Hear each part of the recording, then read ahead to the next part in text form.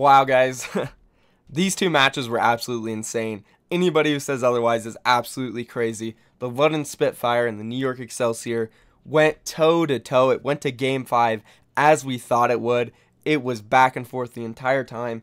And don't even get me started about this Boston Uprising versus Houston Outlaws match, guys. What a thriller all the way to game 5. Potentially one of the best game 5s we've seen too. This was just some absolutely amazing Overwatch being played by all these teams today, guys. I'm so stoked. I'm going to go ahead and get into those two games today, played by the Boston Uprising, Houston Outlaws, London Spitfire, New York Excelsior. Talk about how they won, briefly discuss that. Then at the end of the video, I'm going to give my Stage 1 predictions. I'm going to drop this video right before it starts. So be sure to like the video, drop a subscription, guys, and let's go ahead and get into it. The first match, we had the London Spitfire going up against New York Excelsior, and it was for sure going to be a good one. I expected the London Spitfire to take it in the end 3-2. New York Excelsior did. We started off on Eichenwald, where London Spitfire did look very good. It seemed like they had understanding on how to beat the New York Excelsior on this map. Junkrat, pretty relevant on this map, and Prophet looked good on it. Moving on to Anubis. London Spitfire hadn't looked good on Anubis all season, to be honest. They've been rolled over by pretty much everybody they played. New York Excelsior in this game didn't look that good as well. It was basically which team had a better defense because neither of them could get anything going on attack. New York Excelsior did have that very last fight. After almost getting first held on the first point, they took around near 40% off the point, and that was enough for them to get the win because the London Spitfire's attacks are just absolutely atrocious on Anubis. That is something they need to work on. Regardless, though, it was still a very close map, and it was entertaining because every fight was close. It was back and forth. Neither team was just very good on attack. Moving on to the next map, which was Elios, and this one was very interesting, I thought, because London Spitfire were running Prophet on Tracer and Birdring on the Genji on that very first round. I don't know if this was some strategy they came up with to try to deal with Pine, but in my opinion, I think Prophet is hands down the better Genji.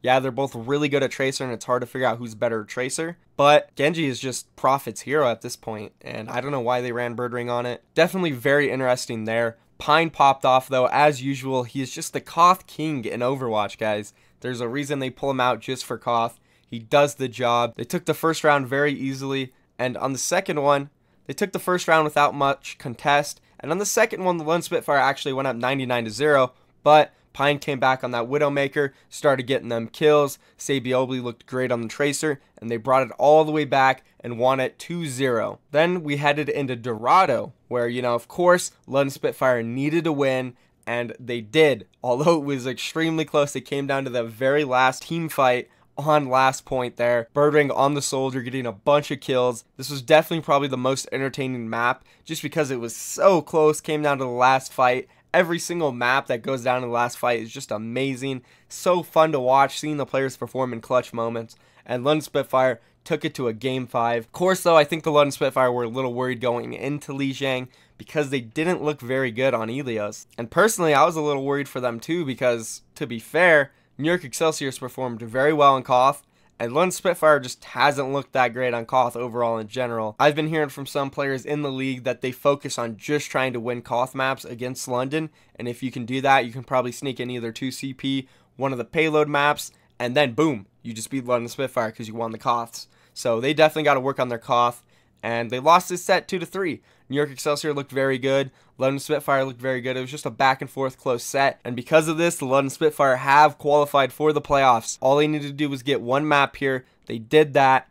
They guaranteed that they will be in the Stage 1 playoffs. And let's go ahead and talk about this next match because the winner of this one will be facing the London Spitfire. And boy, was this a match, guys. Holy crap. Honestly, maybe it wasn't the best match, but because of the stakes, I think this might have been the best match of Overwatch League so far. It was so fun to watch. It was back and forth the entire time. Starting off on the very first map, Eichenwald, man. I did have the Houston Outlaws winning Eichenwald, and it was a very close match. Junkrat, though, very relevant on this map once again. And we all know Jake Lowell, man. This guy can play some Junkrat. But he was also on that Tracer during this map, and he did some work on it. So props to Jake. He's really showing he can play multiple heroes, and I don't know if the meme will continue. Obviously, it's just a meme, but Jake is very good, guys. I keep trying to tell everyone, don't sleep on Jake. He's a very good player. They ended up taking Eichenwald. This put them onto the second map, which was Anubis. This brought us to the second map, which was Anubis. As I talked about in my last video, Boston Uprising has looked absolutely insane on this map. I mean, no competition at all for them when it comes to Anubis. They have this map absolutely down to the T. From their defense to their attack, I literally haven't seen the Boston Uprising not win a team fight on their second point attack. On their first, they literally just walk in and win every single time. They know what to do. They know how to win Anubis. I picked them to win Anubis, and of course they did. Moving on to the third map, it was Ilios, and I knew this would be a close map. I did predict the Boston Uprising would take it, though, just because of Dream Casper's Pharah. I thought he had an edge on whoever was going to play Pharah on the Outlaws. Simply put, Dream Casper is one of the best Pharahs in the game. Houston Outlaws haven't really ran Pharah that much, so I felt they were going to struggle against Dream Casper, and they did. Dream Casper looked great on the Pharah and the Genji. So we take the Houston Outlaws out on Koth, and this would take us to the fourth map, which was Dorado, where, again, I had the Houston Outlaws taking this map, and I predicted up to this point every single map. I knew the Outlaws would win the first map simply because of Junkrat.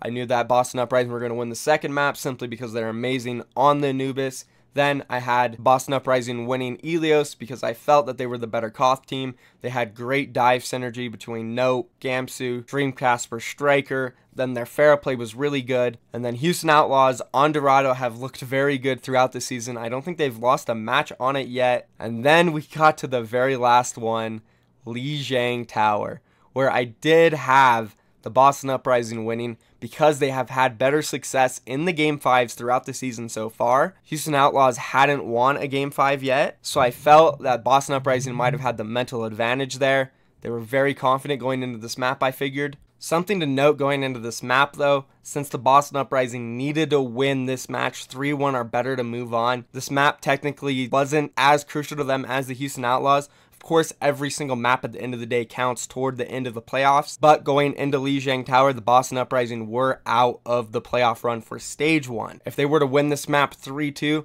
then Valiant would move on, but if the Houston Outlaws were to win, then they would move on. So technically, Boston Uprising was playing for Valiant's future. Now, maybe mentally this kind of got to them, and they were like, damn, you know, we lost. We're not in the Stage 1 playoffs. We needed to win Dorado. This sucks. But crap, we still need to win this map. It counts toward the end of the season. So they're feeling a bunch of mixed emotions. I'm sure they were still trying, but you can't help to think that maybe they still had this feeling inside of them where they were just very unpleased, unsatisfied with themselves, knowing they were so close to getting that 3-1 victory. But that didn't happen, and let's go ahead and talk about this map. And boy, was it close. The first round did go to the Houston Outlaws. It was kind of close, but that second round, wow. The second round was definitely the round of this map. It was so close. Went 99-0. Then Houston Outlaws brought it back 99-99. Then Boston came in and won that fight to take it to the third round. It was absolutely epic. The crowd was roaring. Every time Houston would win a fight, they'd go nuts. Every time Boston would win a fight, they'd go nuts. It was insane. But in that very last fight, Boston was not able to pull it out. Houston Outlaws won it. And man, this game was so hard for me to predict. I wanted to pick the Outlaws. I wanted to pick the Uprising. It was just such a close game. I had no idea who was going to win. I knew it was going to go 3-2. Maybe a factor played in for Boston Uprising since it went to that third map and there was no way for them to qualify for the playoffs at that point. Maybe they just weren't ready to play Lijiang because mentally they knew they were out. They were, maybe in a bad mood. I don't know. Who knows if that played a part. But the Houston Outlaws are moving on to face the London Spitfire in the title stage matches to see who will face New York Excelsior in the finals of Stage 1. And as for predictions, guys, I got the Houston Outlaws beating the London Spitfire in that first round. And you know what? I got the Houston Outlaws taking out New York Excelsior in the finals. I think the Houston Outlaws are going to do it.